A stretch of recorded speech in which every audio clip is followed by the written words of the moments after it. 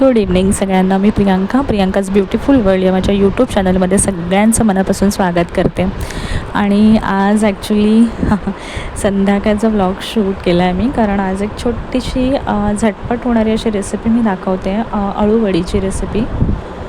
तर इथे मी अळूवडीसाठी थोडी चिंच घेतलेली आहे. चिंच आणि गुळाची पावडर मी भिजत घालणार आहे.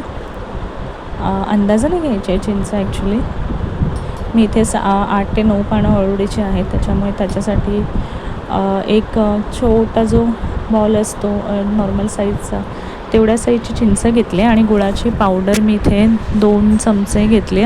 ती भिजत ठेवली एका साईडला. आणि ही गावावरून आणलेली अळूची पानं आहेत, कोकणातून आमच्या घरून. तर मी ही अशी उलट करून घेतली आहेत मी पानं सगळी. खाली चॉपिंग बोर्ड ठेवला आहे आणि या ज्या वरच्या शिरा असतात ना, तर त्यांना हलक्या हाताने अशा काढून घ्यायच्या. कधी कधी त्याला खाज वगैरेसुद्धा असते, त्याच्यामुळे ते घसा खवखवतो वगैरे कधीतरी. तर ह्या शिरा ज्या आहेत ना, त्या मी हळूहळू काढून घेते हलक्या हाताने. सगळ्या पानांच्या अशाच काढून घ्यायच्या. मी अगदी व्यवस्थित in detail step by step इथे दाखवले, त्याच्यामुळे पहिल्यांदा जरी कोणी अळूवडी करायला जात असेल तरी खरंच त्यांना हा व्हिडिओ बघून एकदम इझी वाटेल.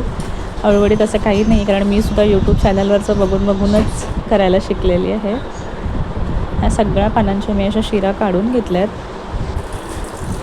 आणि स्वच्छ धुवून घ्यायचं एक एक पान हलक्या हाताने. मागच्या बाजूने आणि पुढच्या बाजूने दोन्ही बाजूने मी पान असं छान धुवून घेतलं आहे. प्रत्येक पान मी सिंगल धुवून घेतलं. पुसायची वगैरे काही गरज नाही, कारण आपण त्याला आता मसालेच लावून घेणार आहोत. इथे मी एक छोटंसं कढई गरम करायला ठेवली आहे, त्याच्यामध्ये मी 2 चमचे जिरं भाजून घेते.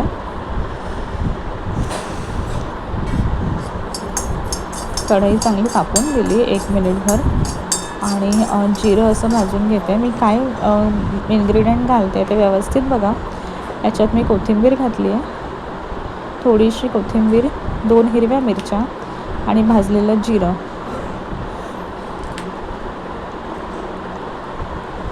मिक्सरला मी आता हे बारीक ग्राइंड करून घेणार आहे. पाणी घालायचं नाही, कारण कोथिंबीरला तिचं पाणी सुटतं जसंही, त्याच्यामुळे काही पाणी घालायची गरज नाही. जास्तच जाडसर वाटलं तर थोडंसं अर्धापेक्षा कमी ग्लास पाणी घालू शकता, पण शक्यतो गरज लागत नाही.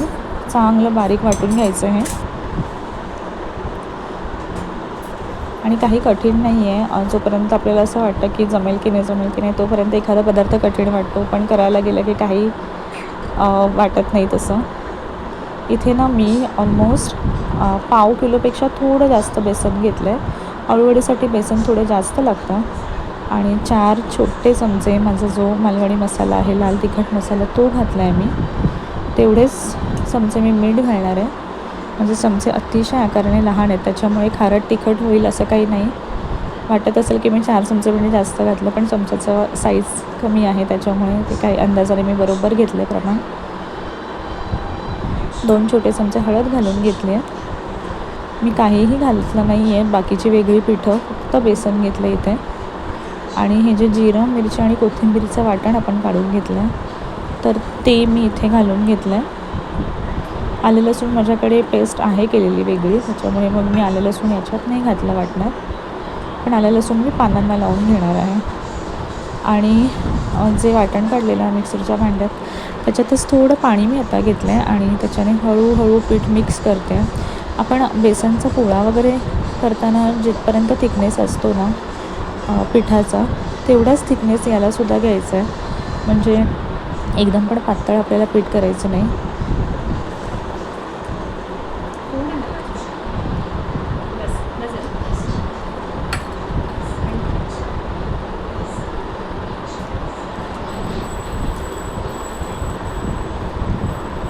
अजून घाला जरा, थोडं घाला. बस.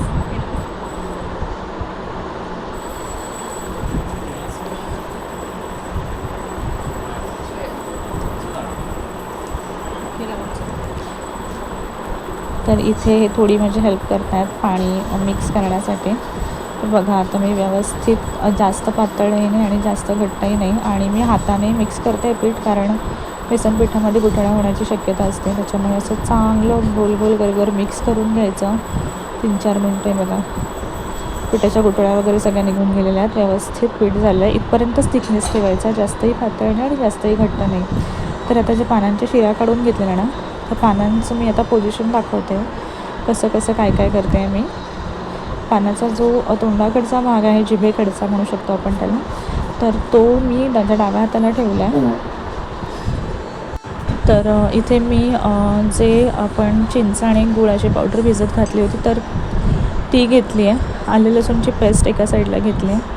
पहिल्यांदा मी थोडीशी आलं लसूणची पेस्ट लावून घेते हलक्या हलक्या हाताने पानावर. अगदी हात हलका ठेवायचा, जास्त दाबून लावायचं नाही, कारण पान फाटण्याची वगैरे शक्यता आहे.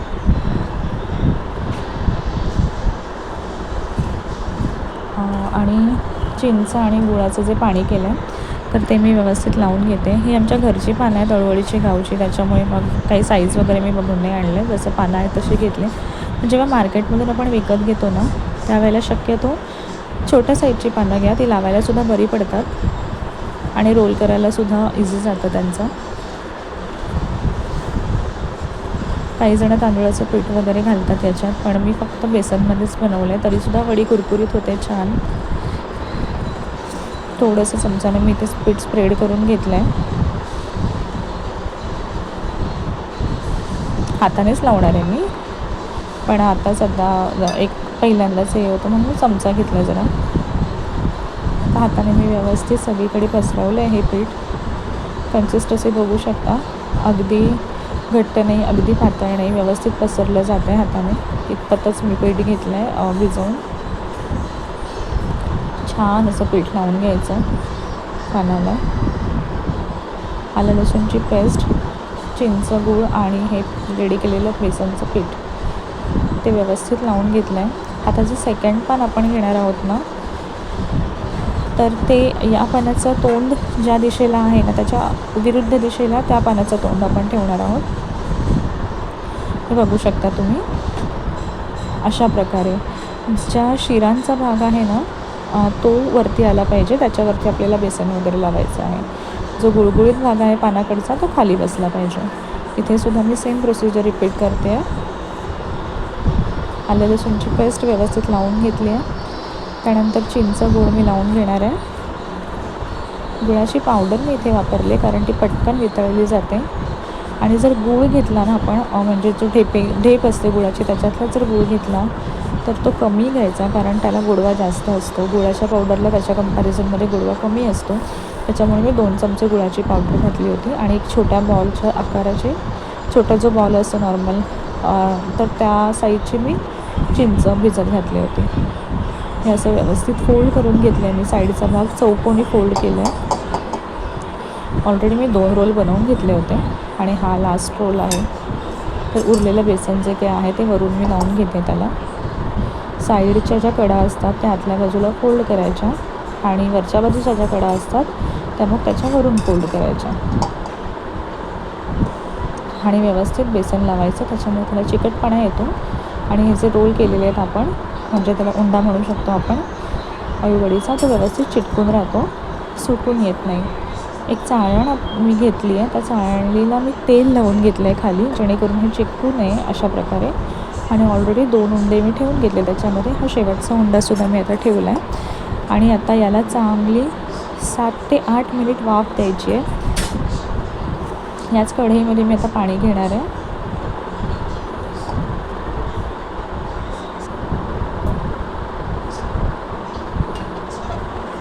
एक्स्ट्राची काही भांडी मी खराब करत बसली नाही आहे, त्याच्यामुळे मग याच कढईमध्ये मी पाणी घेतलं आहे. गॅसची फ्लेम मीडियम ठेवली आहे, लो पण नाही आणि फास्ट पण नाही. आणि अशा प्रकारे ही चाळण त्या पाण्यावरती वाफवायला ठेवून दिलेत हे अळूवडीचे उंडे. वरून एक झाकण मारायचं. छान असं झाकण मारलं आहे. हार्डली आता 6 ते 7 मिनिट झालेले आहेत आणि बघू शकता छान वाफल्या आहेत अळूवड्या म्हणजे व्यवस्थित शिजून आलं आहे. मी ते चाळण काढून जरा 10 मिनटं फॅनखाली ठेवून दिलं होतं आणि हा रोल आता इझिली कट होईल. थंड झालं, त्याच्यामुळे मी आता मस्त पातळ कट करून घेतला रोल. बघू शकता रोल कुठेही सुटत नाही आहे, कारण बेसन व्यवस्थित लावलं आहे आपण.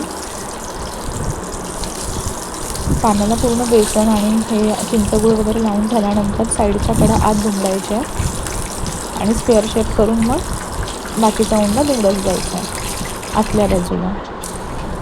बेसन व्यवस्थित लावलं की वडा सुटत नाहीत. आणि पॅनमध्ये मी तेल गरम करून घेतलं होतं छान.